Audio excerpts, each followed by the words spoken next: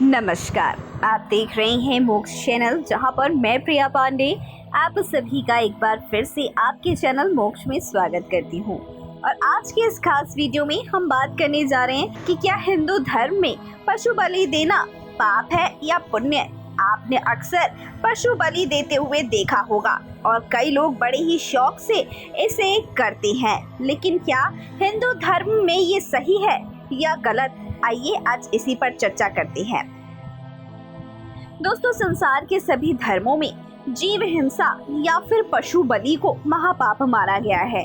धर्मशास्त्रों के अनुसार जो धर्म प्राणियों की हिंसा का समर्थन करता है वह धर्म कभी भी कल्याणकारी हो ही नहीं सकता।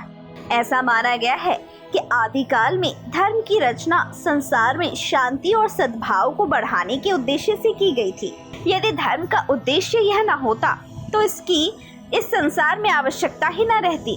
लेकिन कुछ अज्ञानियों ने अपने फायदे के लिए इसमें पशु बलि जैसी परंपरा को जोड़ दिया, जो हजारों वर्षों तक चली आ रही है।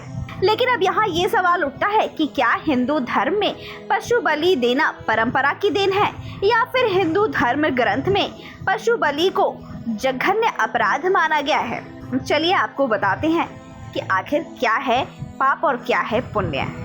कुछ लोग हिंदू धर्म में पशु बलि का समर्थन करते हैं, परंतु ऐसे लोग ये क्यों नहीं सोचते कि आदिकाल में देवताओं एवं ऋषियों ने जिस विश्व कल्याणकारी धर्म का ढांचा इतने उच्च कोटि के आदर्शों द्वारा निर्मित किया, जिनके पालन भर से मनुष्य आज भी देवता बन सकता है, धर्म के नाम पर वो पशुओं का वध करके हिंदू धर्म को कितना बदनाम कर रहे हैं। इस तरह परंपरा के नाम पर धर्म को कलंकित करना और लोगों को पाप का भागी बनाना कहाँ तक उचित है। देवताओं के आड़ में पशु बलि करने वाले लोग ये क्यों नहीं सोचते कि इस अनुचित कुकर्म से क्या देवी देवता प्रसन्न हो सकते हैं।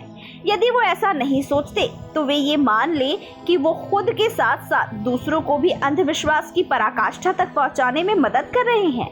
यदि आप देवी देवताओं के नाम पर पशु बलि को सही मानते हैं तो जान ले कि ऐसे लोग जीवन भर मलिन, दरिद्र और तेजहीन ही रहते हैं।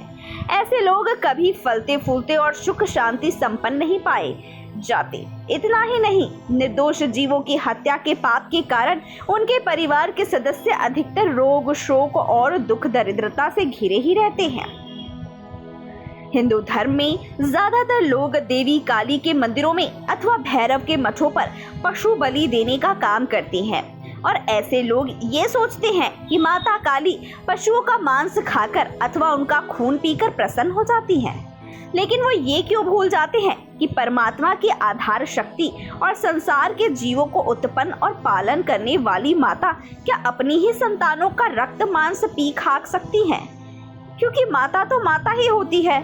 जिस प्रकार साधारण मानवीय माता अपने बच्चे के जरा सी चोट लग जाने पर पीड़ा से छटपटा उठती है और माता की सारी करुणा अपने प्यारे बच्चे के लिए उमड़ पड़ती है, तो भला करुणा, दया और प्रेम की मूर्ति जगत जननी माता काली के प्रति यह विश्वास किस प्रकार किया जा सकता है कि वो अपने ही उन निरीह बच्चों का खून पीकर प्रसन्न हो सकती है। हिंदू धर्म ग्रंथों में सर्वत्र हिंसा को निषेध माना गया है।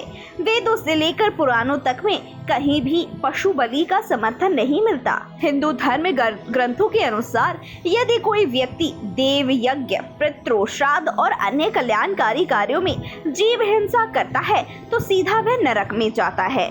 साथ ही देवी देवताओं के बहाने जो मनुष्य पशु का वध करके अपने संबंधियों सहित मांस खाते हैं, वह पशु के शरीर में जितने रोम होते हैं उतने वर्षों तक असीपत्र नामक नरक में रहता है। इसी तरह जो मनुष्य आत्मा, स्त्री, पुत्र, लक्ष्मी और कुल की इच्छा से पशुओं की हिंसा करता है वह स्वयं अपना नाश करता है। इतना ही नहीं, वेद में तो इस बात का भी उल्लेख मिलता है कि भगवान ये चाहते हैं कि कोई भी मनुष्य घोड़े और गाय और उन जैसे बालों वाले बकरी, ऊंट आदि चौपायों और पंक्षियों जैसे दो पगों वाले को भी न मारे।